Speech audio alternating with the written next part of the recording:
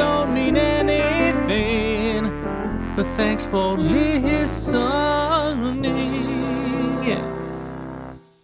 Hello, everybody, and welcome to We Say Things, episode 16, sponsored by Fractal Design. 16. My name is Sunsfan, joined by Cinderin Dota, not to be confused with Cinderin League of Legends. How are you, friend?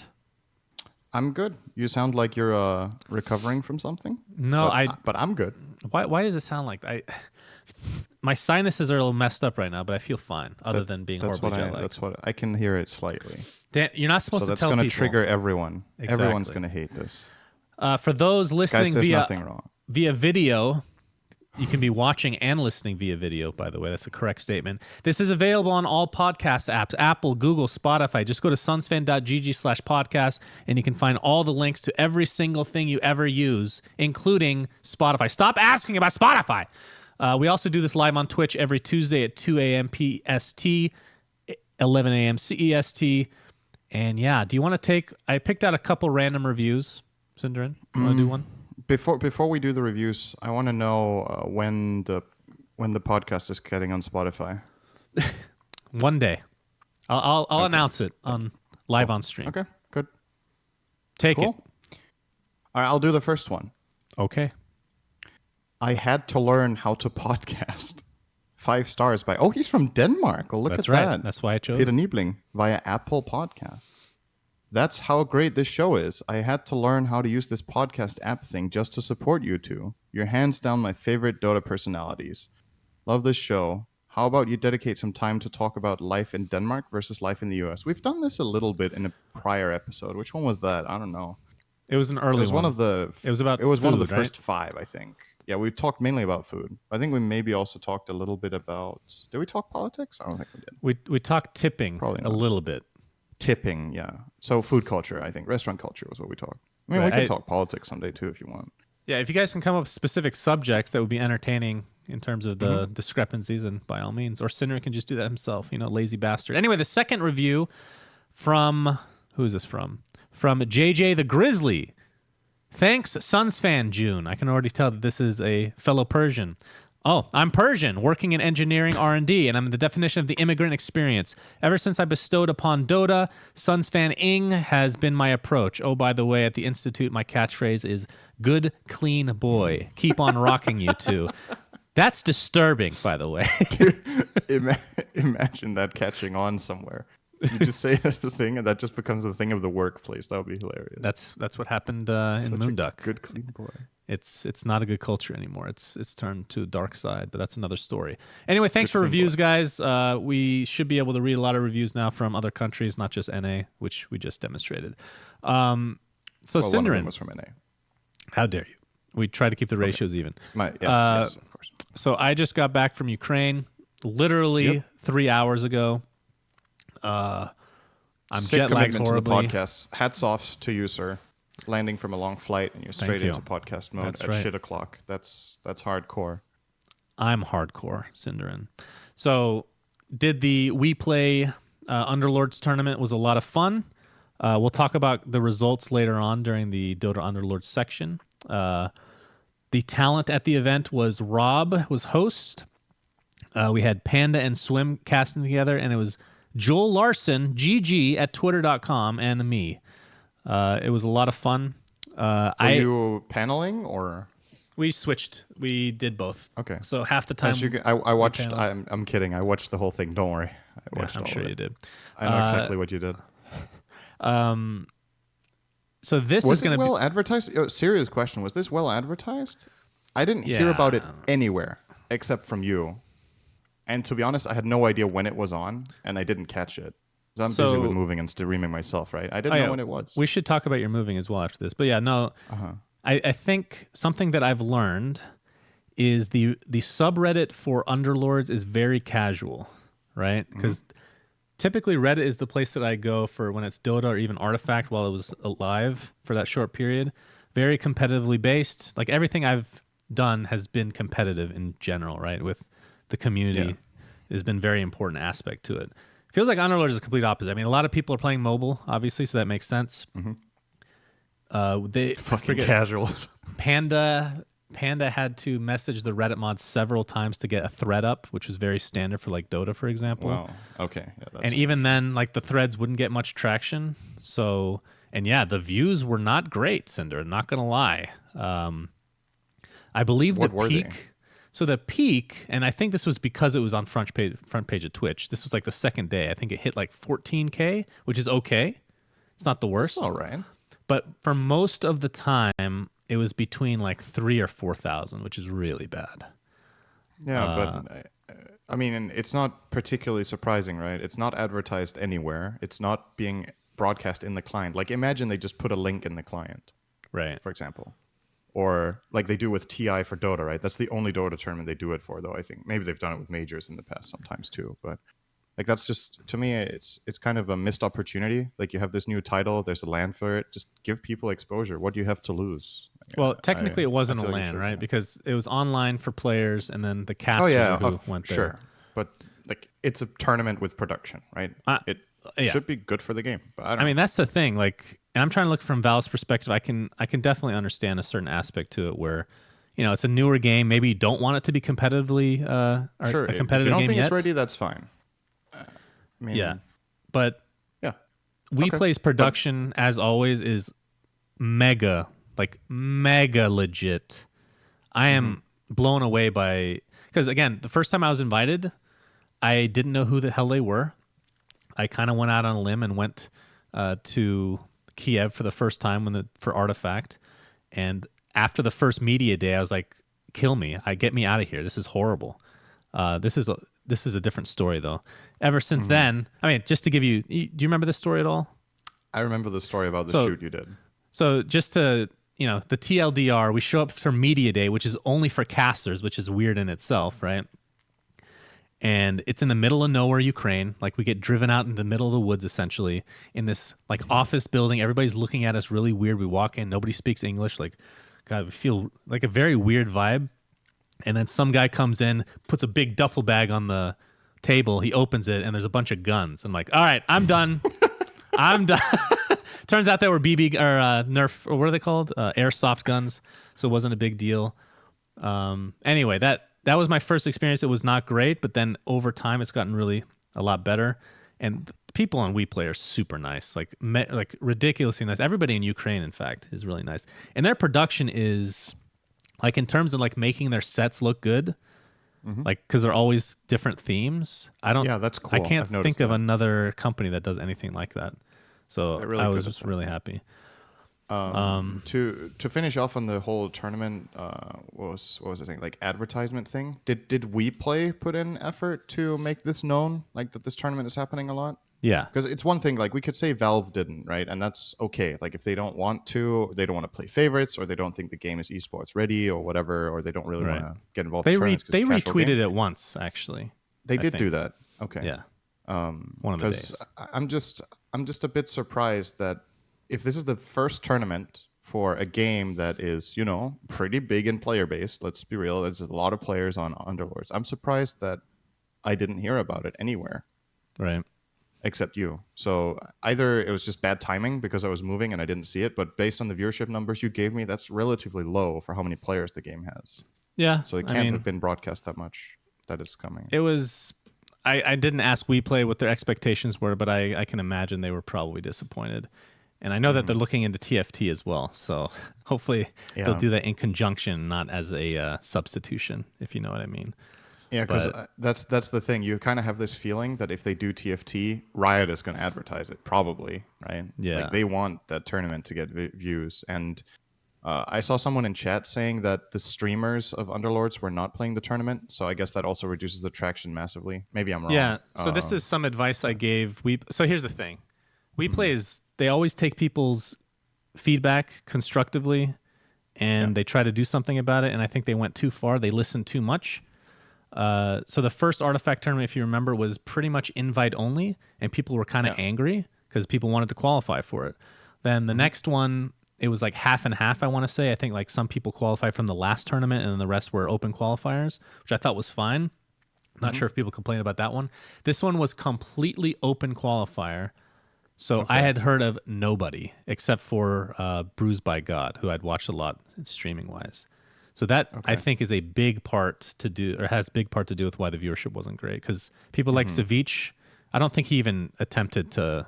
I think he was out of town during the qualifiers anyway. But people like Gara, there's a bunch of names Tides you of can throw Time. in there. Yes. He doesn't play Underlords. I don't think I've seen. I feel like. he's definitely a Oh, TF maybe tier. maybe he plays TFT. I could be wrong. Okay. Yeah. I thought I just saw his numbers at some point. Never mind. But regardless, I mean, Yep. of course, Swim is one of the most well known, and he was talent. So, yeah, I think it has a big part to do with it. But either way, the tournament was a lot of fun. I thought I personally did really poorly. I feel bad for Joel Larson, who it was one of his first events. I thought he did really well.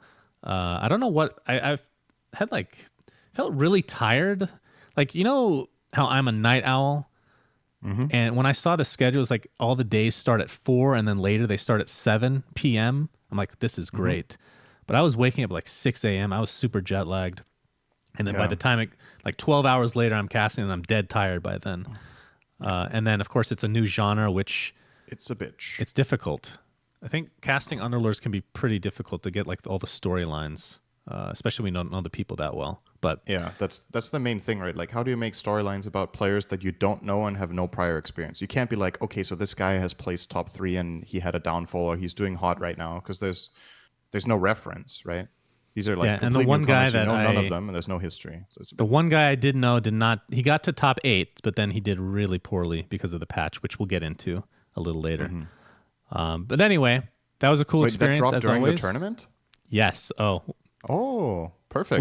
we had Okay. one day of the old patch, and then the giant patch came afterwards, and you could tell that some people like Bruised by God, who was again like coming into this tournament, like this guy's easily a top 3 contender. He's really really good, consistently places really high, and he did well the first day, and then after that, you could tell he just could not figure it out fast enough.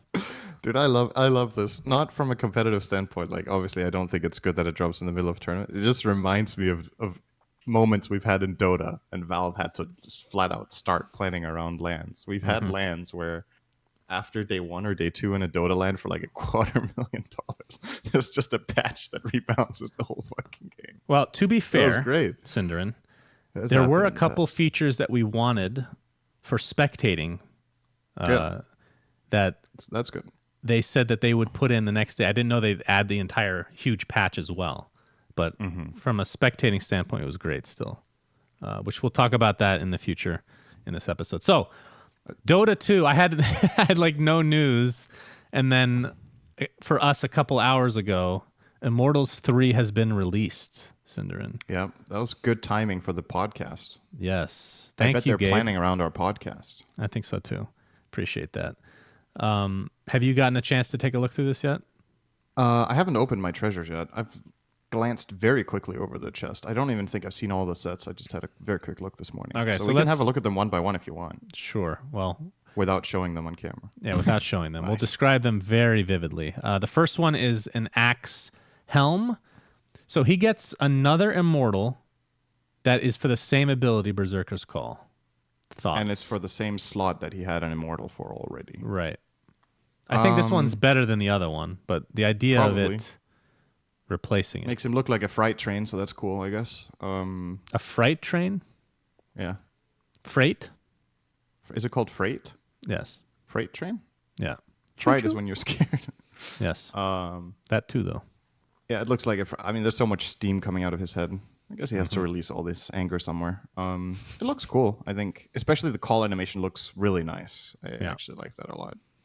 But yeah, like you said, it's another item in the same slot. So maybe it would have been cool to get another hero an item instead of. I'm fine with same heroes getting multiple immortals instead of being like, oh, this hero doesn't have an immortal yet, it has to get one. I mean, you give items to the heroes that you have a good creative idea for as a designer and that you think a lot of people will play, and that's fun, right? And that means everyone is like, come on, man, we haven't had a set for a hero X for 2 years. Well, if they don't have a good idea, you can't force people to be creative. Tiny! So, yeah. Well, that Second one's cool. set. Let's move on. Second item is Klink's bow that changes his ult That to look bow like cuddly looks little cool. skeletons. That's a really nice bow, actually. Yes. It's this one of one's those pretty things. one of the things we've talked about before with cosmetics is that we're a little bit in different camps, but I think we're more aligned than we used to be. But I really liked, for example, I think it was Treasure 1, the ultra rare Ember. Or was that Treasure 2? Treasure 2, I think. I really like very clear, how to say, it doesn't need to be overblown and be full of particles and 10 different colors and huge. It's just if the design is nice and it fits the hero and the colors or the color on it is great. Like this to me is a good example of a really nice item in my opinion. This bow just looks nice and it's not like super huge. It doesn't have tons of glow. It has like a bit of flames coming out of it. And then the way it changes the ulti looks nice, but it's not overly cluttered. This reminds me of the Ember set from Treasure 2. I really like this It's item. supposed to change your strafe. super I nice. did not notice any difference, so not sure if I missed something or if they just haven't Maybe it put changes it in your yet. strafe when you dodge. Oh, okay. I didn't check That's that then. probably when it changes it instead of when you shoot, Okay. I would guess. But this is super good. For me, this is like a 8 or a 9 out of 10. I think it's super. Yeah, we should be giving ratings. Okay. Yeah. Moving forward, Terrorblade. Okay, this one is the most interesting to talk about, I feel like. It changes his weapon to be scythes, and it changes his metamorphosis attack. Give your rating. I need to see him use Metamorphosis. Does he do it in the clip? Yes, he does. Oh, this is taking forever. We'll Hello, get to it. Terrorblade. Oh, there we go. Why is he shooting Shuriken Toss? I was hoping we'd disagree I mean- on this, but it looks like we'll I mean, agree. it's a scythe, so it kind of makes sense that like, why is he throwing scythes though? He doesn't throw his blades usually when he's in Metamorphosis. Give it a rating. I don't I need know. to hear it. 3 out of 10. This is really fucking weird. I don't know. The first thing that I'm going to give it a 1 out of 10 because I think it's the worst Okay, immortal in all 3 chests. I think like the weapon itself fair looks cool, but the projectile looks so. It's like he's throwing laser discs. That's the first thing I thought of. He's just throwing these fucking laser discs, and like, why is he doing that? Not a fan. It personally. doesn't make much sense, right? Because it's one thing if the normal meta would throw his glaives or whatever he has usually, right? Yeah. What do they even call the weapons he holds? They're glaives, right? I think. Whatever. Doesn't matter. But he normally shoots these like demonic balls of power or whatever you want to call it. That's a great way of explaining it. And now he's throwing like scythe balls. I don't know. It looks like should've something out of changed- Metroid. They should have changed the auto attack sound as well to make it less impactful at least, right? Because right now it looks horrific. That's my least favorite. I'm gonna stand by my 3 out of 10 because I think the scythes actually look cool, and I think scythes for Terrorblade is fine. I don't have a problem with that. They're kind of on. They fit somewhat with how the glaives usually function, like in shape, and I think the sound effect is going to be okay compared to what the blades usually sound like. But yeah, the metaform just kills it for me. I don't know. I'm just being edgy when I say 1 out of 10. It's just compared What do you to want the to say rest. about the axe, by the way? We should rate the axe too. The Steam axe, dude. Axe, The I'd give a 6 out of 10. It's okay. Sure, I'm with you on that. That's fine. Clink's probably an 8. Clink's is good.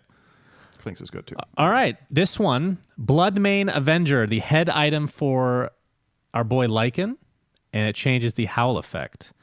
I'm going to give this... Do you want to go first? So, how long do these effects last on howled units? Hopefully, it goes away and doesn't last the full howl duration. Yeah, it goes away. A few seconds. Kind of like the look of the helm. Kind of. It's a 6. It's like the axe. Wow, this is a 9 out of 10 for me. I love this item. The helm is so sick. This is, if I had to pick one item of all the immortal chests so far, that just the way that the item itself looks, this is number 1 for me. Absolutely love it. The effect is pretty good, not amazing, but what else can you do for Howl? It's good.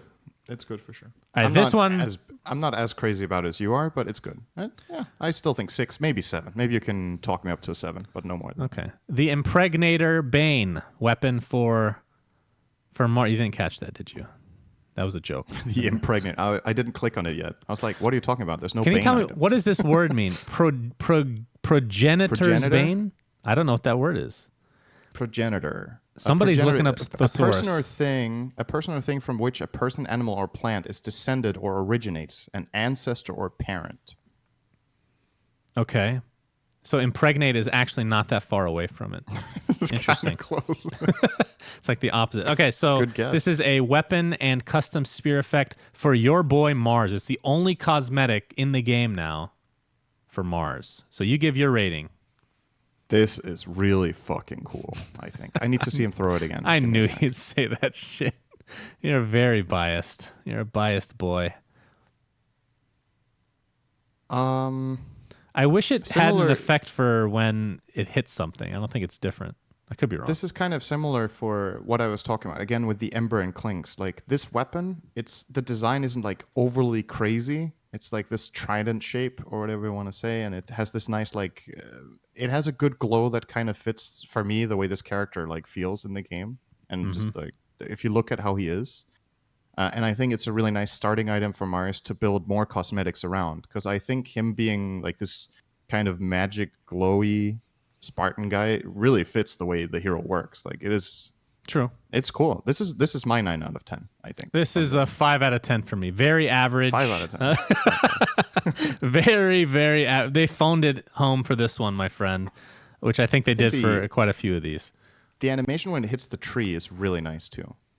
So there is I'm a different surprised animation. you give this a 5 and the Clinks an 8. I feel like they're kind of in the same category, actually, for me. But that's I mean, the Clinks gets a brand new model. That's an actual new model. true. That's true. This This just is made only a the new effect animation wider. when you pin to trees, I think. Well, no, the effect of throwing the spear is also different. Yeah, true. Okay. Maybe a Well, 6. Maybe I'm being too harsh. Oh, that's fine. That's fine. So we I have a back item for Slardar, which gives custom Guardian Sprint effect and sound effect, which I'm guessing you have not heard the sound effect. How can you sprint when you're wearing this fucking battle suit? Why don't Look you at the- lose move speed? Look at the to bring back this of it. item on? It's got like a propeller or it's like a mechanical thing on his back now. So it helps him. So I think Okay. so out of all the immortal items so far, all 3 chests, I know I said Lycan is my favorite in terms of just the actual look of the item. This is number 2. This one looks so cool. The effect is okay. I mean, the effect is whatever. Who gives a shit? But the sound effect is a nice touch because you don't really get new sound effects that often, which I thought you would appreciate more than anyone since you love the sound in Dota 2. If it's good sound design, then yeah. I haven't heard it yet. So I know I you don't know haven't. what it sounds like. So I give this I'll give this a 7.5 out of 10. So that's the second best. It's a 7.5. yeah. You just gave it a lower score than Clinks. Well, third best because I gave Lycan a 9. Yeah. So what do you give it?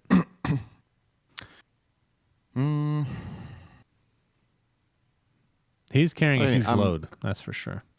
Yeah. I think it's a 7 for me. Okay. Probably. All right, and honestly, I might give it a higher score if it didn't have these like I get where they're coming from with this like water burst coming out of the back. I just don't feel like it fits that well for a Slardar. I love that it Like, doesn't fit. That's great. But it would be cool for me. It would actually I would give it an 8 if it only looked like that in the river. So then I think it would make more sense, right? You're sprinting in the water, so now there's like water jetting out of the back or whatever when you're sprinting. But he has that on the ground too. Like, where does he get it from? From his You suit. can't just keep having he has infinite water supplies. Read the lore, Cinderin. sorry. He's saving it for an Ags. All right, the Okay. next item, True. the all important rare, 50 battle pass levels. What do you give this out of 10? 10 out of 10. Excellent. Great. I Look very pretty. got a few of these on my chest video, and it ends up being the longest video I think I've ever recorded of chest opening because I just kept opening fucking chests and I kept getting them over and over. And of course, I never found anything. Then, of course, we get the bonus very rare is the golden version of the axe. And then the What last other item. golden items does Axe have?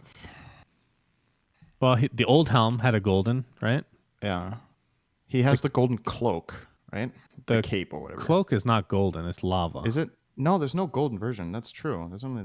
So this is his first gold item, except the other helm. I think so. Trying to remember what else. This is the thing when you come out with these golden items, like they look cool and they stand out, but on some characters it just looks better than on others. And when you look at Axe's base model and how it doesn't fit as well as other goldens have, in my opinion. Right. Because like his general color scheme is like it's like dark and red, and then you have this golden helm on top that's shooting out golden air. You know And when you the gorilla axe set, what is it called? The bare fisted one. What slot does that take? Is that also that can't be helm, is it? If that's the helm, that's pretty hilarious. I'm sure checking out. I think it overrides all your cosmetics. You can't use any cosmetics with it, right? Yes, you can. You definitely can. You can? Brax is saying it's not helm you can use. I'm positive. I've had cape on him. You have that blink dagger on him. You know. Okay. Yeah. Cool. Okay. So then you can armor. use it with. Okay. So you can have the fisted axe with the steam coming out of his head. It's actually sounds like a serial killer. That's cool. Beautiful. All right, and then the last item is the ultra rare, a necro leg item. They're calling it. It's custom ghost shroud effect, and of course, just the passive effects that you get just from having it are pretty cool. I'd give. I think this one's not bad. It's probably like a 7 out of 10. It's okay for an ultra rare, maybe not, but decent.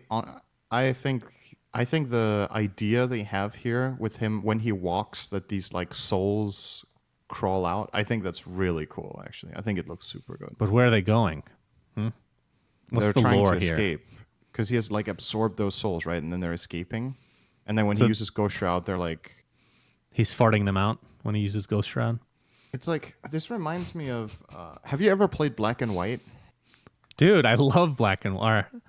I was obsessed with Black and White for the 2 days until I got sick of it. Yeah, that was a great game. Okay. Did you play through the campaign?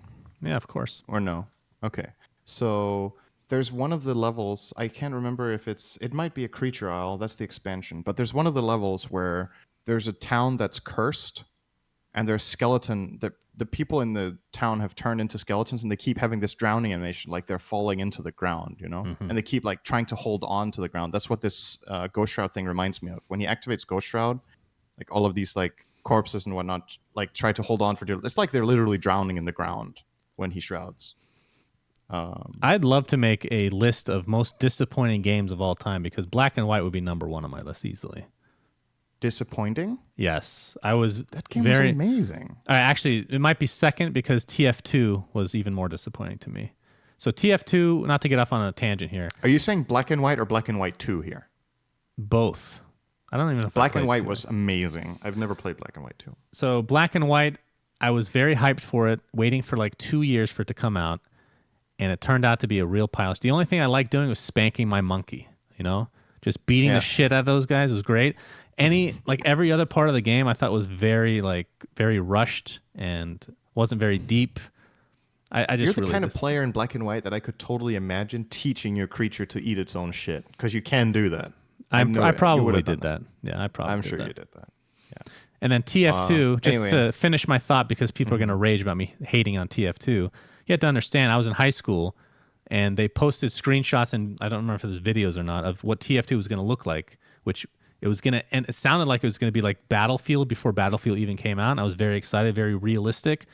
And then after 3 different remakes and over 8 years of development, they come out with this cartoon TF2, and I was just very disappointed. Not my style. How was the original Team Fortress?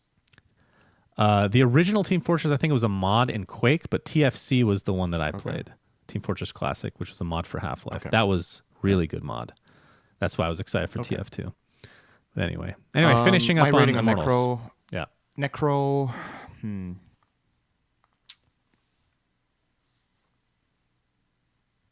know what? On second thought, I actually want to revise a little bit. I want to give the Necro an 8. Okay. And I'm also lowering my Mars to 8.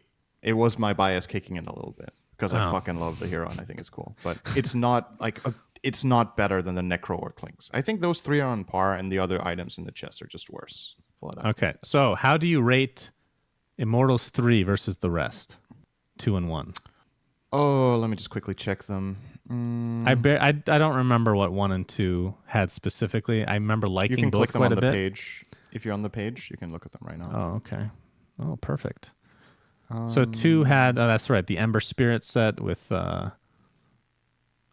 That was the single best Immortal this year, I think. Yeah, that was a 10 out of 10. Of course, I didn't get it, but it is what it is. I've got 2. Maybe I can sell you one next year. Oh, terrific! Thank you. I think I would rank mine Treasure 2, Treasure 1, and then far below Treasure 3. And I think we've talked about this before, the fact that the 30 million was already hit. They don't need to come out with anything crazy for Treasure 3. People are going to complain, but then they'll just come out with a tiny set like in a week and people will forget. I think this is going to sound very negative. I think they phoned in Immortals 3, but I don't have a problem with that. I don't care, Okay. personally, because the other ones were just so ridiculously good. I'm looking at these like across the board. It's like, for me, every treasure has like 2 to 3 really good things, and the other ones are like okay. Mm-hmm. And I'm just trying to figure out if I think the 3 okay ones are a bit worse. I think the 3 okay sets are a bit worse than the other ones. So probably... No, I'm going to say 3 is the same as number 1, and then number 2 was the best. That's what I think. Interesting. Okay. Probably. Reddit definitely does not agree with you, Cinderin. There were sets in Treasure 1 that you thought were really cool, and I thought were okay. Like, you loved the Lifestealer one. I think the Claws. I'm like, they're okay. Like, I don't think that one is that cool. Love it. We had different opinions. I think we had different opinions on the Centaur Axe, right? Yeah, I didn't like Centaur. Cool, and you didn't like that one very much. I have very high standards for Centaur. Yeah, I know that. Yeah. I personally, honestly, I don't really feel like they phone in. I actually think these sets are pretty good. Okay. But I'm also a very optimistic person. Except the Terrorblade. The Terrorblade one phoned in. I will give you that one. But Laser disc in for sure. I like the ones. I mean, I think we gave them pretty good ratings, right? Remember, you were like, this was clearly worse than the other treasures, but outside of Terrorblade, we gave all of them a score of 6 or higher, right? That's true. So, I mean, I think there's also way less sets in the chest, right? Like way less. There's one less because of the rare, right? Let's see, 3, 4, 5, 6 normal. Okay, maybe you're right. No, there's 2 less. You're right. Treasure 2 had there's 10 one items. less rare. Okay. Oh yeah, but in Treasure 2, 2 of them were goldens, so it's technically, yeah, it's the same set but golden. And in Treasure 1, there was 1, 2, 3, 4, 5. There was also 10 sets, of which one was golden. Yeah. Okay. So Treasure 1 had 9 unique items, Treasure 2 had 8 unique items, and Treasure 3 had 7 unique items. Yeah. So you're right. All right. So it's the worst chest. We can agree. All right. Okay. So that is what do we have left? We have the tiny is it an Arcana? Yeah. Right? Whatever you want to call it. Yeah, tiny set? I think it's an Arcana. Was it an Earthshaker Arcana? Maybe that's what I'm thinking of. Yeah, prestige item for Tiny, and then custom creeps. And is that it? Are those the 2 main things left? I think so. Unless they do some sort of Trove Carafe or whatever this year as well. I haven't announced that. Yeah, that's not going to make much money. Let's be real. All right. So that is the end of Dota 2 discussion because nothing else happened this week that's worth mentioning. Dota Underlords, though, Cinderin, you've been playing. You've been wanting to hear about the update because it's really big. So... like we were talking about, the first day of the tournament was on the old patch, which I thought was entertaining. We really wanted Valve to add head-to-head mode, which for those that don't understand what that is, let's talk about that for a second, because this is probably the best feature that they could have possibly added for spectating. Well, number one, they actually added the ability to look at people's shop that's open as well during the tournament, which is a big help. But so head-to-head. And I've been talking about this from the beginning, as you know, Cinderin. Before, it was 8 people in a free-for-all, but you would play the ghost of somebody else almost all the or actually literally all the time. Which was very boring because especially if you're in the last 1v1, you can both win on your board and extend the game, and it's just made no sense. So now they're using the TFT model, which I assume is the same. Of course, I've never played, so I don't know for sure, but you get 4 boards. So everybody is playing another person at all times, and if there's an odd number of people, then the odd man out, as it were, plays a ghost version of somebody else. So if you're actually playing against somebody, each player is taking respective amounts of damage based on who wins. Here's what they should do, okay? If it's an odd number of players, have you ever played the board game Stratego? Yes. Do you know that there's a version of that where you can play 3 or 4 players? No. Okay, there is. It's called Stratego 4. And it has 2 different board layouts, and one of them is with 3 players. Can you imagine playing that game with 3 players? No. I'm trying to figure that out in my head right now. Imagine that in Underlords, where it's just like, instead of the board being a square, you have a triangle board, and then it's just free for all in the middle. What do you think? I mean, that could be a for fun type of thing. I know that Auto Chess is doing it's like a team 2v2 mode or something. I think this is Epic Game. I haven't looked into it, but Nikki was telling me about it. It sounds interesting. I like the fact that you can just add new modes to a game like this, and feels like Valve is definitely experimenting with it. But the head-to-head thing is huge for spectating. It's really good. It's you also can good actually for hype gameplay. up fights. Yeah. And it makes it less confusing. We've talked about in the past how it's hard to get to late game, and I would say with this change, it's even harder to get to late game. Because, like you said, you don't draw the game out by people winning on their own board. There's going to be a winner. And well, things were changed, though, to counteract that, other things are changed to make the game a bit slower. But like I've been playing this game quite a lot, actually, in the last 2 weeks. And I still have not seen level 45 in a single game. It just doesn't happen. Yeah. So if you want to go to this ultra late game situation, if you want it to be even a possibility, you need to lower the damage of units. But if you lower the damage of units, you completely rebalance the game. Because, for example, every unit does 1 damage per star it has. And because people play for these 3-star units around level 7 and 8, whoever gets there faster starts doing serious damage, like 15 damage rounds to the weaker players of the game. Now, if there was let's just imagine, I'm not saying this is a good change, but let's imagine there was a damage cap of 10, for example. Let's say you couldn't do more damage than 10, then suddenly players could play for level 9, and they could play for level 10, and they could try to get level, the rank 5 units consistently. They're actually doing that now. It's not a feasible strategy most of the time. It is a feasible strategy, actually. Well, at least people go late game in general? Yes. So we'll talk about this as I go through. All right, I'm just wrong. Well, I can only speak for like what the pros were doing. I haven't even, since I literally just arrived today back home, I haven't gotten to play myself, although I did play a little bit in Kiev. We'll get to that in a second. So there's a new rank system. Cinder, have you tried this out? It's more transparent as to how many points you need to rank up. I've been playing. Yep. Good. And I personally like this a lot because you can see how much you need. And it's harder to downrank and harder to uprank, which is perfect. It just means you need to be consistent.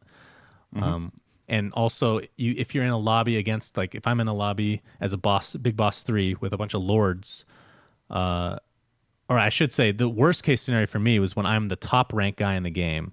I'm very angry because it was based off of MMR. So if I do poorly that game, I get wrecked. But now it's actually just based on your rank in that game, regardless of the ranks of everybody else.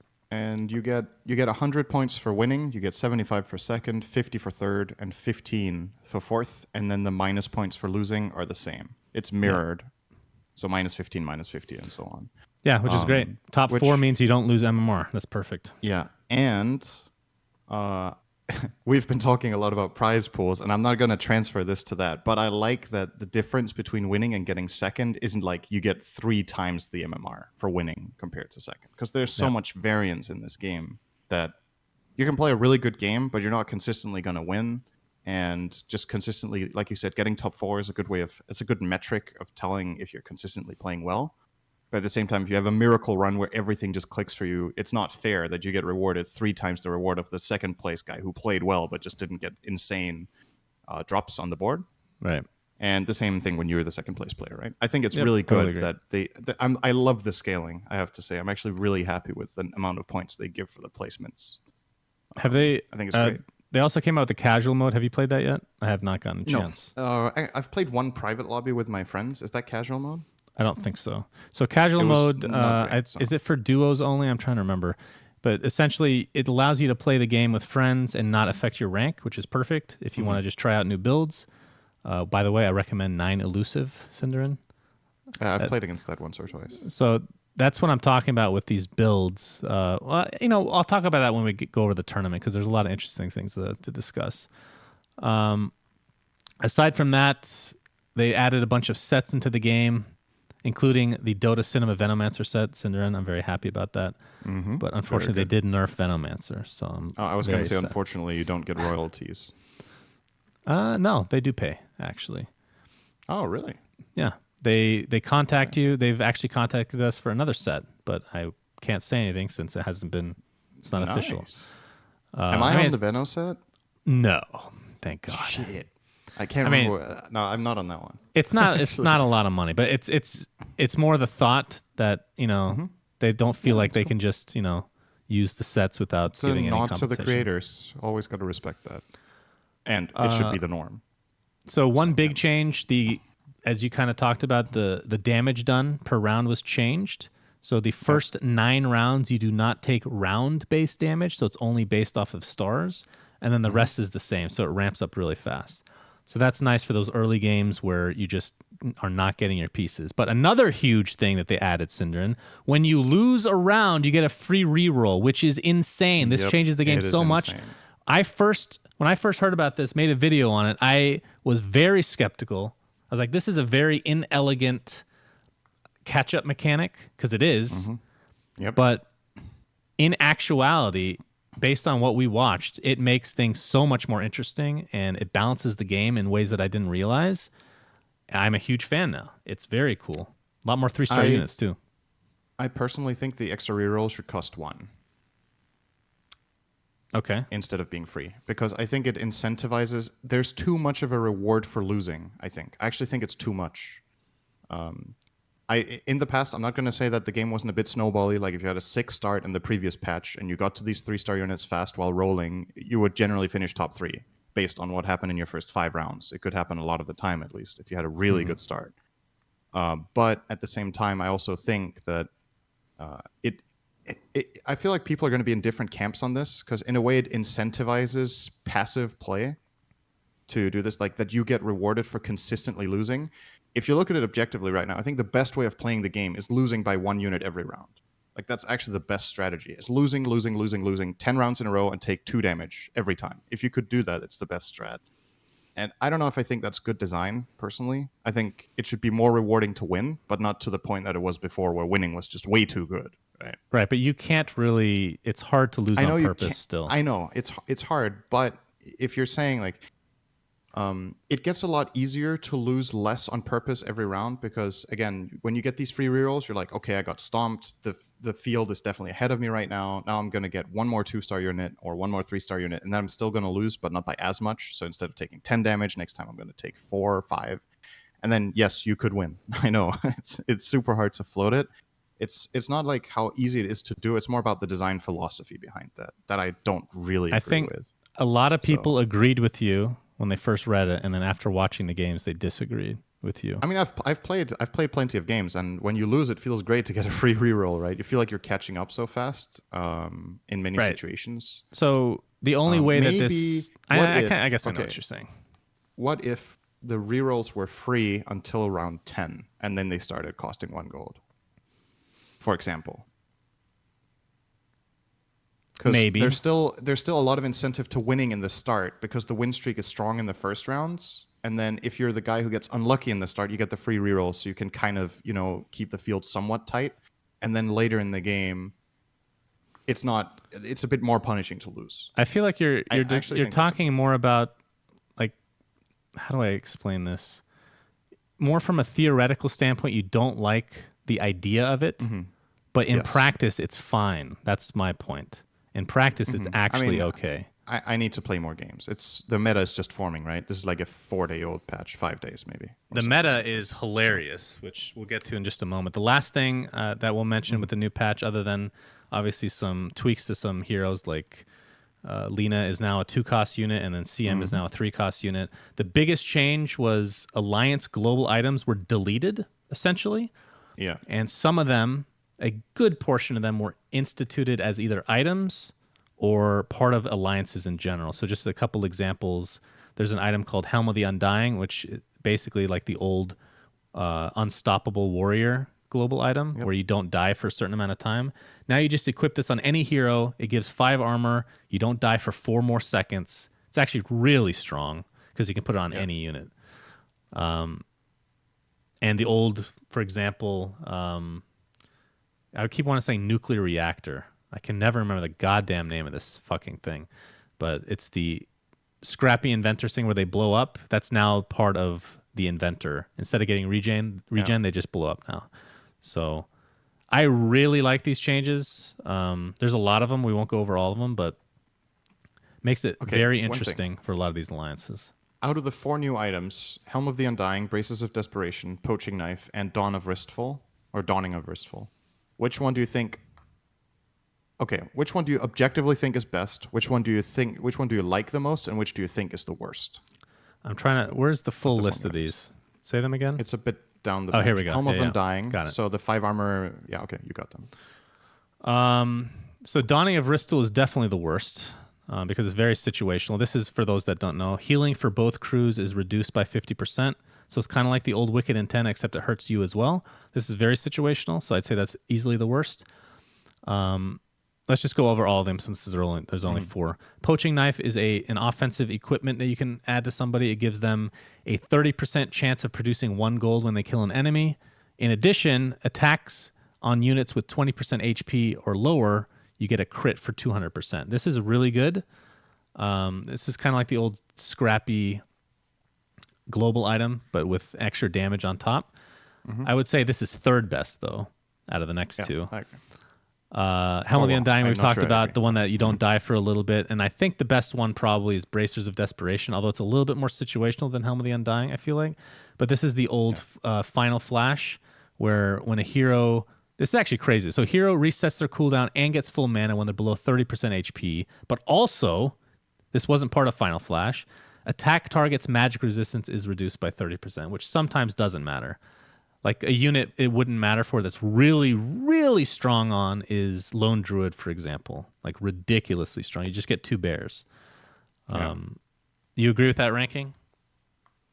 Almost. I think Bracers is the best, and I think Helm of the Undying is the 2nd best. About the other 2, I'm a bit unsure, because I think Dawning of Wristful in some strategies is really good. Like if you're playing any strat that doesn't use healing, you just counter a lot of strategies really hard. Like this fucks Warlocks pretty hard. It's good against specific units that are healing based. Enemy lineups that use like Mask of Madness, whatever you want to, But the Poaching Knife, I've only tried it like once or twice, and I was just super underwhelmed because like... Well, it's hard to tell how much you're getting too, right? There's no easy way to check. It's the classic thing of you look at the item, you read the text, and you're like, wow, this sounds cool. But you always need to compare it to the other items on the same tier.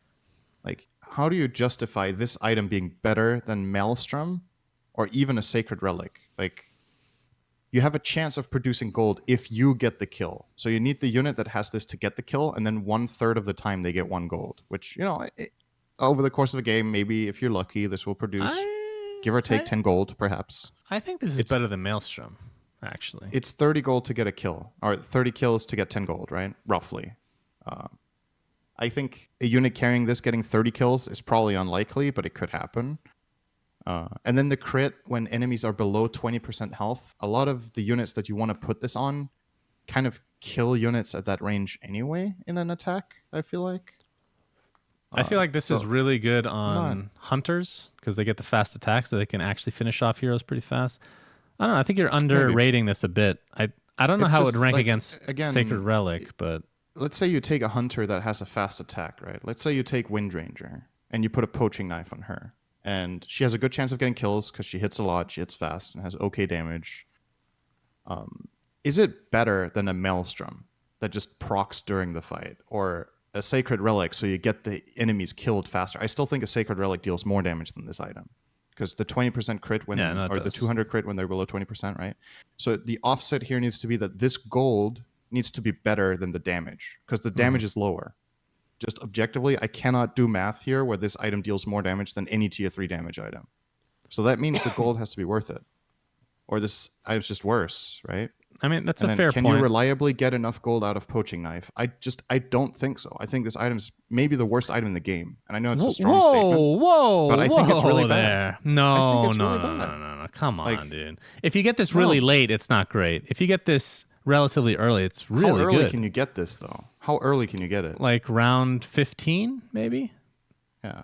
How many kills can you get with this? I don't know, man. I'm a hater. I don't think it's good. I don't think it's the best item in the game, but it is a little bit situational, of course. Like imagine putting this on if you're going Brawny, which got a huge change, by the way, where instead of getting a set amount of HP for Brawny units, you just get the old essentially the old global item. So if you get an early Beastmaster 2 and eventual Beastmaster 3, Poaching Knife is god tier on that hero. Like, it's situational based on what heroes you have in your composition, but there is no way this is the worst item in the Actually, game. I take it back. I think mech is probably worse in most Mech's games. okay. Mech's okay. It's okay on some strats, I think. I'm not an expert at this game, okay? So my opinions are definitely gonna be more pleb level than the players who are really good at this game. But By the way, I don't know, when I look at other items on the same, like, when I say the worst item, I'm always gonna say it relative to its own tier, okay? Like, this item is better than a tier 1 item, right? It's better than Hood of Defiance or than Tranquil Boots, right? Of course it is, but man, the items you pass up on to get this Poaching Knife, I don't know. underrated But item, I'm happy to be by the way, is Force Staff now. It's actually That's so much better now. pretty It's good freaking good. It's like It's pretty good on some strats. I think in some instances is actually better than Hex because you're taking somebody completely out of the fight. It's How really long is good. it the hex works? Is it 4? I think it's 4 seconds. Yeah. So Force Staff, again, for those that haven't kept updated, pushes a melee attacker away from the equipped hero when taking damage. It basically just pushes them across the entire board and they're just out of the fight. So it's really good against frontliners. If you have like an axe that you're going up against, you just push him to the back and he's legitimately useless for the rest of the fight because that's his whole job is to tank. So It's I also like really that good item quite a bit. against select assassins. If you Yes. actually, it Very messes good. with Slark super hard because he's such a, he's a ramp up unit. And if you lose the first 3 seconds of the fight, it actually, like, it cuts your damage down by a lot. Yep. So Agreed. really good against him.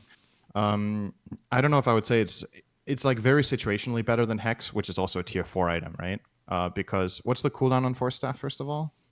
10 seconds? I've seen Is it it used 10? twice in a fight. So it's actually Yeah. lower than Hex. Okay. But It's a really Hex good works item, on though. ranged units too, right? Yes. So it will always protect whoever you put it on. But yeah, I think Force Staff is legit now. It's a cool item. All right, so let's... Okay, now you have to tell me quickly. Tell me about the meta of this tournament. Because what I have noticed in my games is the previous meta was generally people get to level 7 and then they start rolling 3-star units and they get some on the way. Now, I feel like, at least in my games and the experience I've had with seeing games, is that it's similar, but it's level 8. And sometimes people get to level 9. But I have seen, and a couple of level 10 players does happen, but I have seen very few 2-star level 5 units, and I've seen pretty much no 3-star level 4 units. Okay. So it's still not late game, right? So or let's does that actually discuss... happen now? Well, let me discuss what happened in the tournament in terms of who won. This will only take a few seconds, but and then we'll talk about what people did. So the people that were in this game, a lot of you guys may not have heard of them. Going to go from 8th to first place for the last 8 finalists. Chow Knives at number 8, Bruised by God 7, Mino Haxor, YCA4, Joseph 4HE, and then Schmel was second and Snowf was first. I have to say, Cinderin, so people talk about how the game is super RNG. Of course, there's going to be RNG, but like there's no way like a pro, like what does a pro player in Underlords mean, or any of these quote unquote auto battlers? I really hate that term, but I don't know what else to use. Snowf was so consistent, it was mind boggling. Out of the 10 games that he played, let's see, 1, 2, 3, 4, 5 second place finishes. 5, 2 first place finishes. 7 out of the 10 games were either first or second. That is absurd. That's really good. He was he was trashing kids. Did he get any low placements? He got, let's see, this would be third to last, I believe that's what it means. 3 points is the lowest he got. So he got 1/6 as his worst result in 10 games. Right. Dude, that's 1/6. really fucking good. He was incredibly good. Holy so shit. That's he started out, it was interesting. He started out with Brawny Hunters, actually. He started going hardcore Brawny Hunters. So you get the early Beastmaster and Axe and whoever, and then put Hunters behind them. And then after he got first, second, or something like that, somebody copied him because nobody else was taking his units, right? At all. Yeah, that's that explains it too. And then once that happens, he changes his strat. So a couple strategies that a lot of people have been going for. The number one strat for the first half of the tournament was Demons, actually. Very strong. Yes. Okay. Just anti-mage, Terrorblade. You don't even need to get demons on top of that. It's basically those two. And actually, those two work in a lot of strats now. Then that kind of transitioned to, we've saw a lot of 3-mage setups, a lot of, obviously, knights, although they weren't quite as strong because demons are really good against knights because of the pure damage. But then the final strategy that seemed to be what everyone is going for is elusives, which to do elusives, you need level 10. This is what my point was. So the meta, the reason that was so exciting to watch is because everybody was doing something different. You'd have people that would roll early at 7, try to get these 3 costs. You'd have people go to 8 and do the same thing. Or you'd have people go really fast to 10 in order to get elusives or just legendary units. Okay. Why do you need 10 for elusives? Don't you need 9? Elusives, the way they changed it, right? So it's 75% evasion at level at 9 elusives, but also they added all units get 75% evasion. So if you get that 10th unit that's not an elusive, aka Terrorblade, he gets 75% evasion, and that's like a game winner. So a lot of really cool strats, and I don't think there was like one strat that everybody's like, all right, this is obviously the best right now. There's so many different things going on. So here's my take on elusives. I think the strategy is only good right now because there's so few people playing mages. Because I feel like mages should trash that strat, like consistently destroy it, unless there's something I'm missing here. Because if you have a level 2 Crystal Maiden, that's the only way they're getting mana, by the way, is Crystal Maiden. They're not hitting anything. Right? Yeah, most of the low level or most of the elusive units, if you go 9 elusives, it's hard to get 3-star units because you need so many different units, and when you're playing your board, it's really hard to do everything. So generally, you end up with like the 9 elusive players I've played against have had like 9 2-star units at the end of the game. Like they've had very different things, but very rarely do they have more than 1 3-star at least. So if you have a tanky front line as mage, if you have, let's say you have 3 warriors or 2 strong knights or maybe 4 knights or whatever it is, or what are they called? Scrappies. Anything that front Scrappy lines for a mages good amount would be of good, time. in theory. Yeah. If you build up enough mana to get all your spells off, I think that lineup just dies on the spot because they have nothing against spells. The problem is you're not getting to late game to fight him because all the other comps are beating you. You're right. Yes. That comp is good against elusives, but you're like, especially Scrappy Mage. I think Joel was the one saying at the tournament that he thought that was a tier 1 strat, and then halfway through he's like, maybe not actually. It doesn't seem that good for some reason. Because when they die, they explode for magic damage. So in theory, it is good against elusive. But yeah.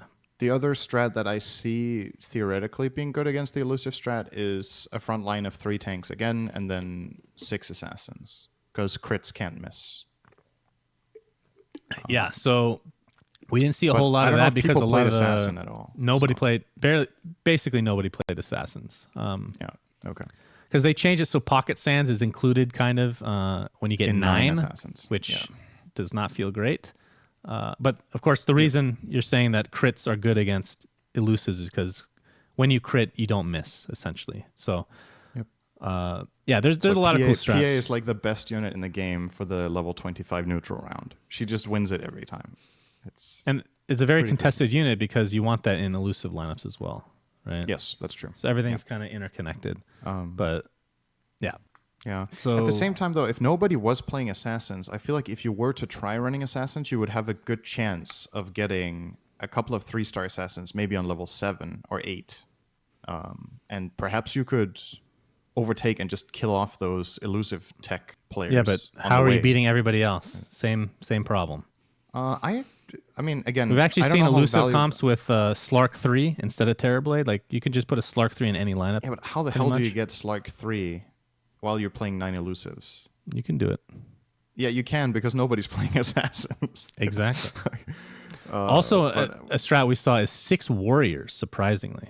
Oh, really? Okay. Yeah, I was surprised. Not expecting that. I was thinking about warriors yesterday, and I was like, these are pretty... I would never go 6 warriors. That's interesting that can work. Because you get a lot of CC now with Tide Hunter, and you get scaled with Slardar, so a lot of people were going 3 mages, so it's good against that in general. I don't know. That's true. It's good. It's pretty cool. So anyway, that does it for Dota Underlords, but I really like the changes in terms of like the spectating stuff is probably the biggest. Being able to just hype stuff up much easier.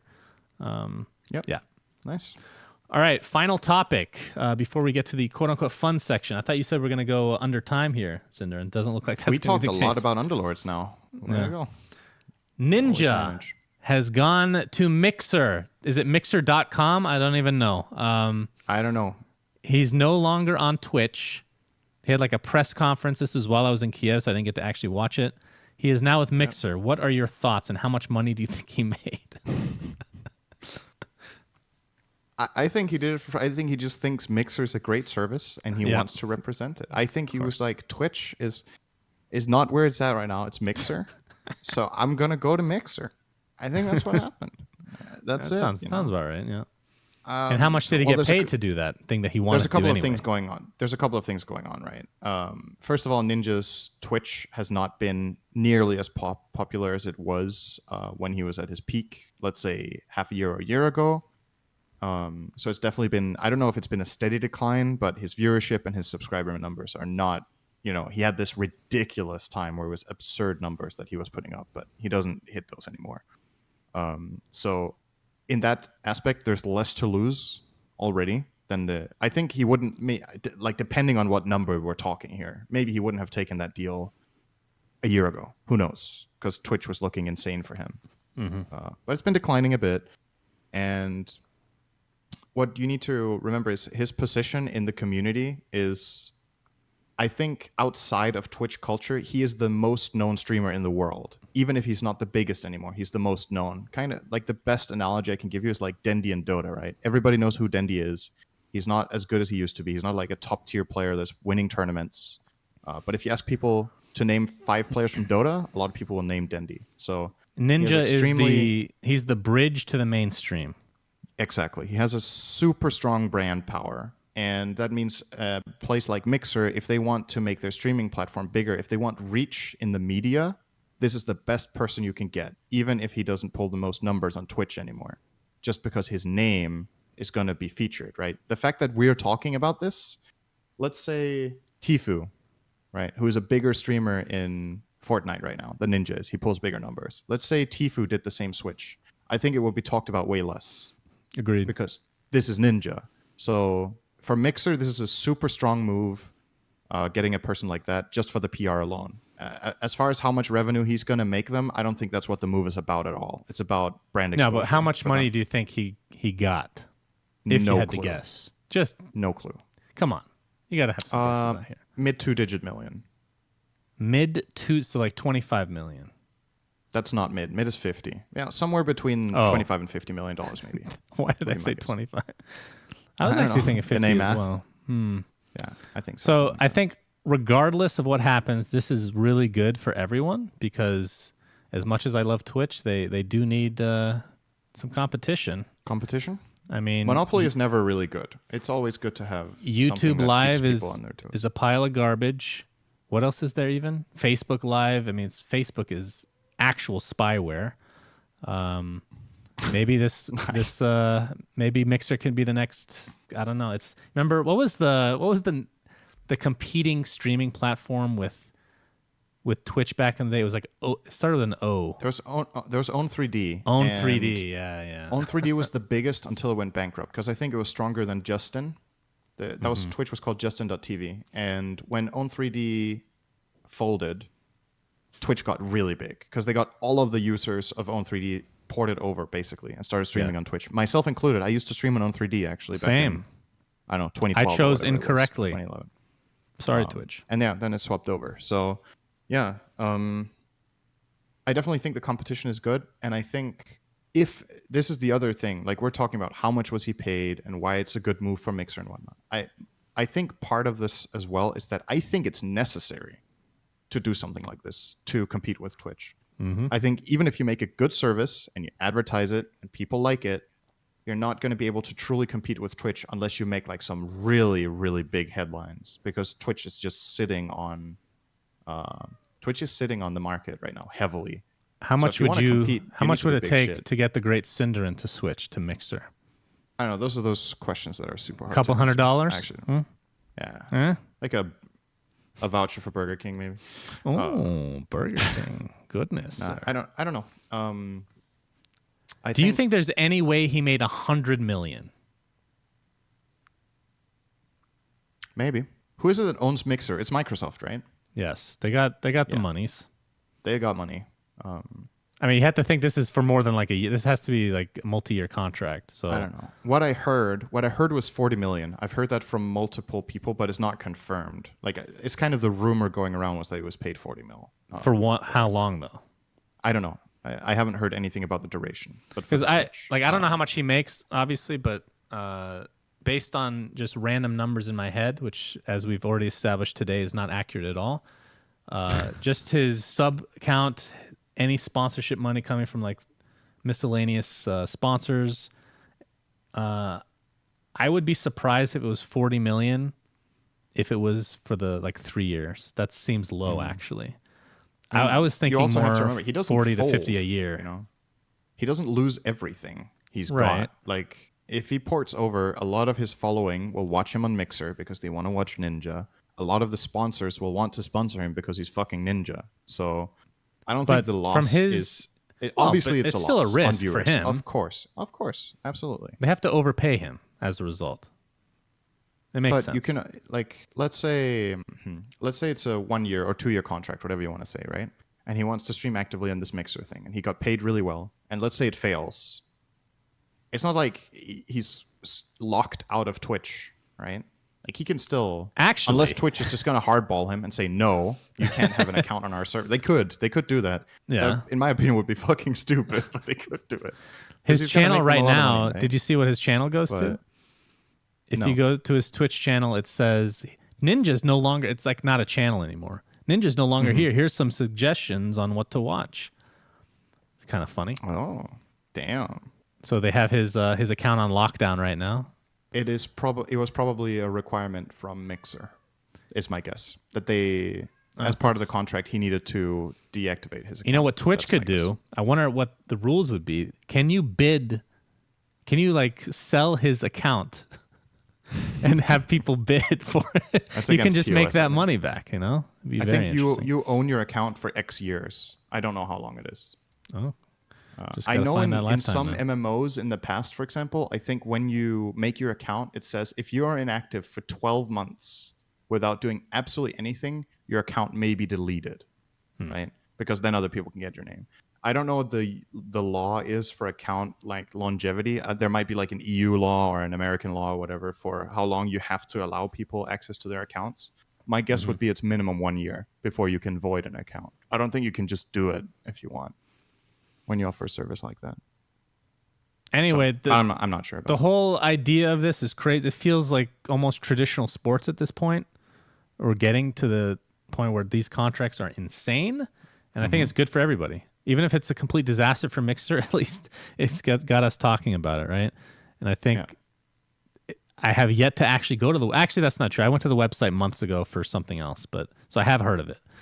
I have my guess with this Ninja case, by the way, is that they're doing this as a trial run. They get like the biggest name they can, and they see how much it's going to pull. And if they like what they see, they're going to start pulling people over from other games. Right. That's my guess. Yep, They're I not agree. only going to get this one profile and that's going to cut it. This is not enough. Like, if you're Microsoft and you want in on this, you're paying $1 billion in people, probably. Like, you're paying a lot to get people on your service. But if they do that and they start having success with pulling over big streamers, it gets really interesting because now Twitch needs to pay people way more to stream on their service. And that's why it's good, right? So we, for the sake of everybody who is on Twitch, we hope it's successful so we get paid more. Hell yeah. That's true. But yeah, competition is definitely good in this kind of thing. Like, monopolies in this is dangerous. And let's be honest, Twitch has been very close to a monopoly for like 5 years now. It's like the other numbers are so insignificant unless I'm missing something. Wait, you don't like YouTube. Facebook Live? Facebook Live's numbers have been garbage. YouTube has had like a time where it was good, but it was mainly within YouTube, right? Like, the YouTube streaming service was good for YouTubers. They didn't really, Man, in my experience, they didn't YouTube- expand their demography very much. They got YouTubers to stream on YouTube. They didn't get people over from Twitch to start streaming YouTube. Not very much, anyway. Well, I don't even think they got their own viewers. So- YouTube Live has been the biggest disappointment. I think they dropped the ball super hard. I don't know what their strategy was, but they fucked up real bad. And they fucked up on their own videos too, actually, just for regular VODs. But that's a whole nother story. Anyway, moving on, Cinderin, Cool. to the final Yes, let's wrap fun it up. topic of today. What is the perfect night out for you? I want to hear detailed information. Okay. If you had a choice, what is the one thing you want to do most? And Do you want bedroom information too, or just? if you'd like, sure. I mean, you said you want as much information. You're not As getting much that. as you're ready to reveal, my friend. You alone with a Surprisingly average. big Okay, box of Kleenex, that sounds fine. Do you remember when we did it was one of the warm-up talks that we used to do for Captain's Draft 2.0, where we would start the stream like half an hour early and just talk shit with chat? Yes. And somebody asked about your dick size, and we just answered it on the spot. We didn't give a fuck.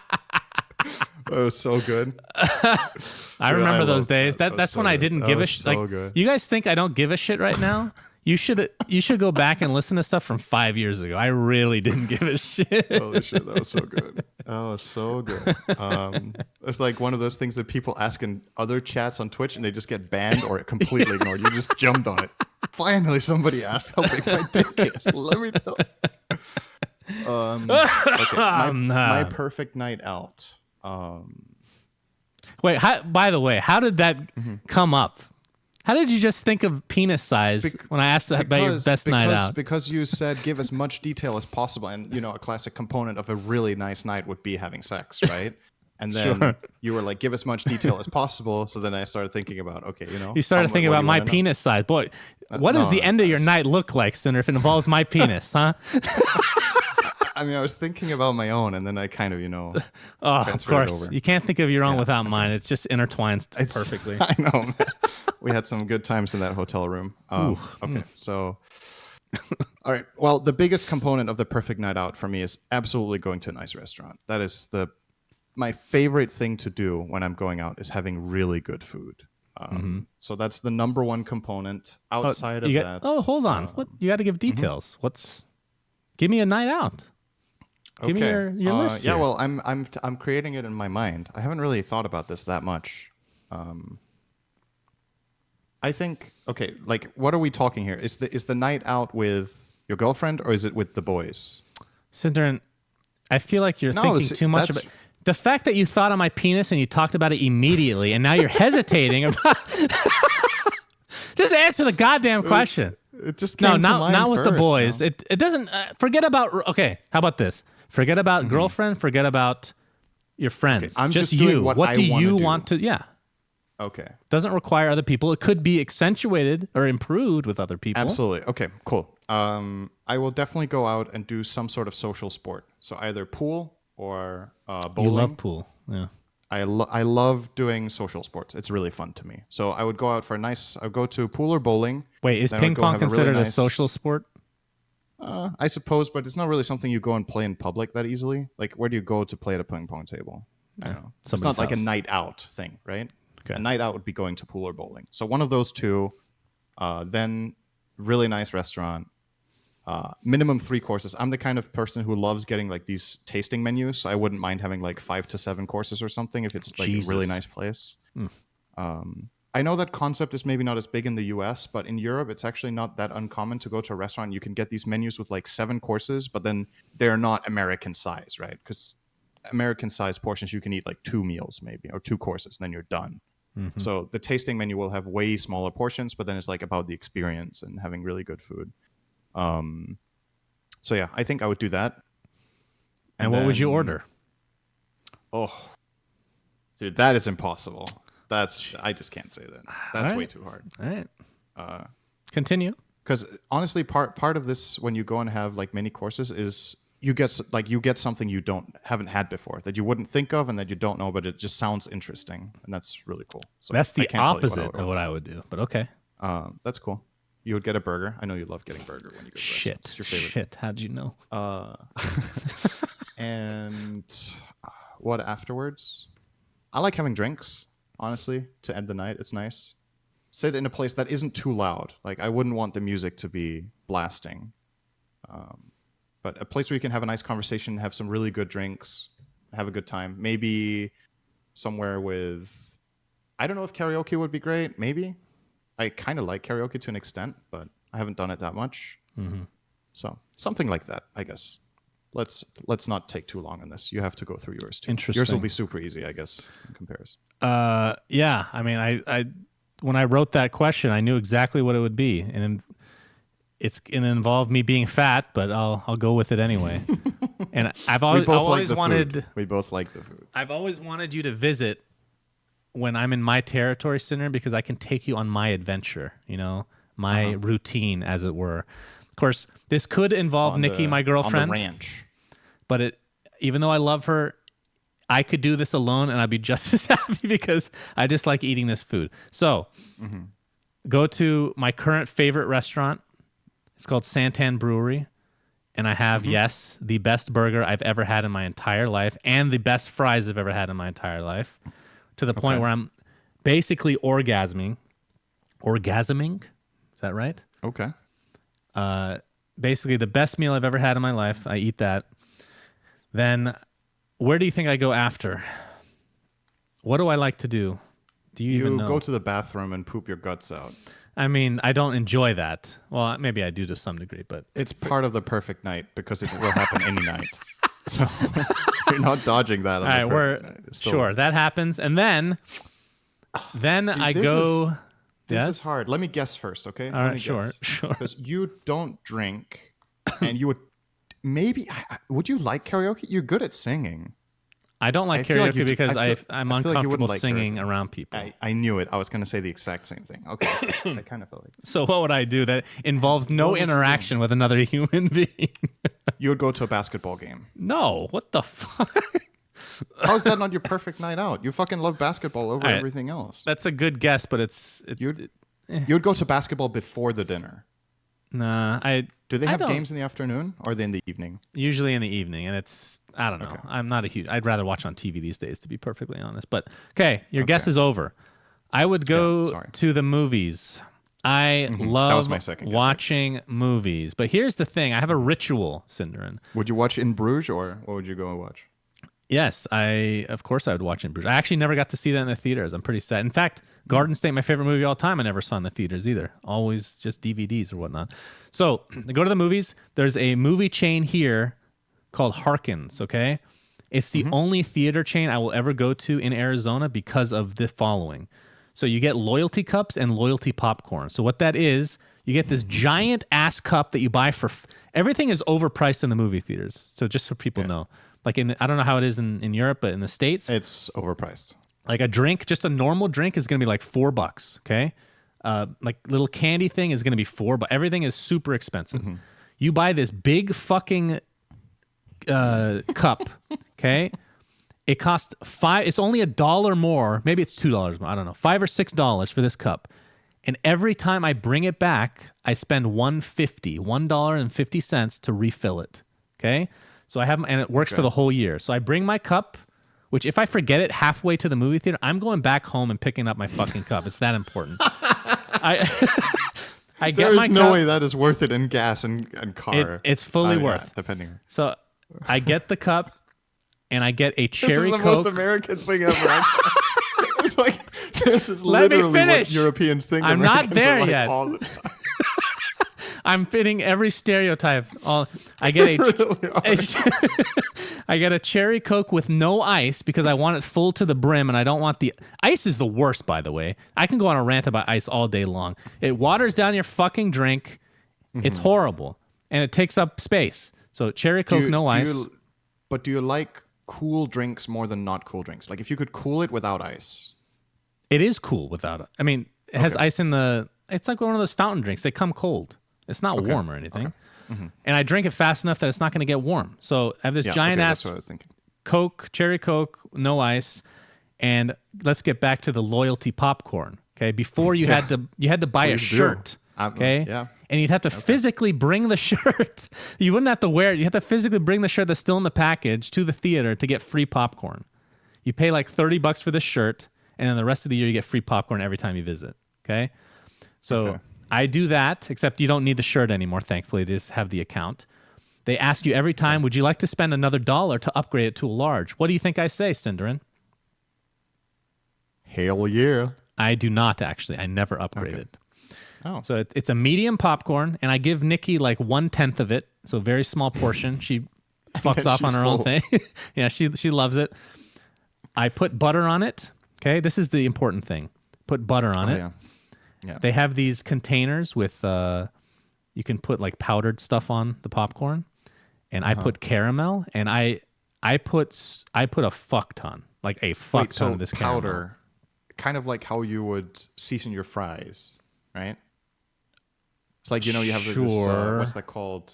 Salt and pepper. In Danish, we literally call it fries spice or fries seasoning. You can get like this mix. It's like a mixture of different seasoning that just goes well with fries, and you have that for popcorn. Sure, we don't have that for fries, so that I guess that's the replacement. Oh, okay, interesting. So I put, but you get caramel and butter on your popcorn. They have different flavors. I don't like any of the other ones. They have like white cheddar and all these other weird flavors. I always like the caramel. So I have butter, caramel, 1 packet of salt, and I shake it up nicely. And actually, the fact that I give some popcorn to Nikki works out really well for me because I can actually shake the popcorn thing and distribute everything evenly without it getting everywhere. Okay? Yeah. So that's my combo for the movie theater, and it is a dream, let me tell you. Then after the theater, once I've enjoyed my movie, I go and get ice cream somewhere. Doesn't matter where. Yeah. Usually it's pretty shitty, to be perfectly honest, because you don't have great ice cream shops here. And then I go home and take a huge shit. That's about it. Yeah. That's the grand finale of the evening. And usually it's in a big rush. I'm like, Nikki, we need to go home right now. Get in the car, woman. This reminds me of when we were doing the Captain's Draft LAN. You guys were insane about Haagen-Dazs. Dude, that's the best ice cream I've ever had, though. Oh my God, we can get Haagen-Dazs. Did you have it? Okay, it's ice cream. I think I had it once, maybe. Oh, sick. I think maybe I had it one time when we were there. It's like I'm not the biggest sucker for ice cream. It's good, but it doesn't. It doesn't blow my mind generally. Sometimes, if you get a really good restaurant homemade ice cream as part of a dessert, it can be super good. I had that in a restaurant in Iceland when we were there on holiday. That was really fucking good. But like generally, these ice cream chains, or where you just go to like all these like frozen yogurt kind of things as well and stuff. It's fine, but it's never frozen yogurt. It's okay because you can put your own stuff on it. You can make it decent. Like ice cream here is not great. You can go to the frozen yogurt, you fill a cup, and then you put like butter on it, and then caramel. What? Yeah, you put on caramel, and then 1 pack of salt, and then it's perfect. Oh, on popcorn. Okay, yeah. No, on the roasted. Come on, nice man. joke, How'd you miss Cinderin. that? It was like the most obvious nice joke, Cinderin. All right, so okay. Is there Cool. what's the biggest difference between your night and mine? The dump at the end? Well, about 2,000 calories, maybe. I think the biggest difference was mine was more dependent on other people partaking in it. Because playing pool or bowling on your own is not as fun as playing it with other people, and the same thing with going out for drinks after, right, and stuff like. But the more people that come with me, yours the more popcorn I have to give up. So that's true. So the less, the better. I guess we just can't go out together. No, Cinder, it's not possible. When you come out and visit me, I don't know how far down the line it is. We're gonna have that popcorn together, and you guys listening and watching, you remember because we're gonna tweet about it. It's gonna look good. It's gonna be a good memory. I still think I've known you for years now, and we've talked a lot over the years. This is the most American thing I've ever heard from you. Is this story about going to the movies? That is like. It's my one thing. It's my main vice in life. It's crazy. I look for I know it's very unhealthy, so I don't try to do it very often anymore. But it's like a once a month thing now, where I legitimately am like my mouth was watering when I was telling this story. By the way, that popcorn is so good. That cherry Coke. Oh God, Nikki, we gotta go to the movies. You love it with grenadine, right? I remember this. You always get a Coke with grenadine. Oh yeah, in Ukraine nobody even knew what grenadine was. No, you don't get it I don't think I've really seen it in Europe. I fucking love that when you get that in restaurants in the US. When you get a Coke anyway, the grenadine makes a huge difference. It's actually really nice. Thank you, Cinder. Nice. Do you know what it's called? A cherry Coke? But cherry Coke is not that good. No. But that is a cherry Coke, right? If I go to a restaurant and ask for cherry Coke, they're not going to have cherry Coke. They have to make it with grenadine. Do you know what you call that drink? No. It's called the Roy Rogers. Oh, I think you may have told me this before. I did. Yeah. It does sound like a sexual position. If you go to a restaurant and you order cherry Coke, you get a cherry Coke. But that's not what you want. You want a Coke with cherry and grenadine. If I ask for a cherry coke at a restaurant, I will almost guarantee you 99% of the time they won't have it anyway. So it just turns into grenadine regardless. Okay. So, all right, that is the food review on today's this was episode. Be a short episode, and it's fucking an hour and a half. Almost. Wow, this is actually one of our longest episodes. Thanks, Cinderin. Really we have like nothing on our sheet to talk about. This is like the shortest sheet we've had. I don't know why. We just talked so much about other stuff. I mean, we can talk a lot of bullshit. I genuinely really didn't think this would go an hour. Like, hand on heart, I really didn't think we could do it. But man, we fucking did it. We did it. There you guys go. There's your content. Indeed. So if we could get a food sponsor, that'd be great. Anyway, thanks for watching, everybody. Until next time, I have not watched In Bruges. Shit, I forgot to ask you. Damn it. I have not watched In Bruges. All right. Thanks, Cinderin. Thanks for ruining everyone's day. Until next time, guys, goodbye. Bye-bye. We say things that don't mean anything, but thanks for listening.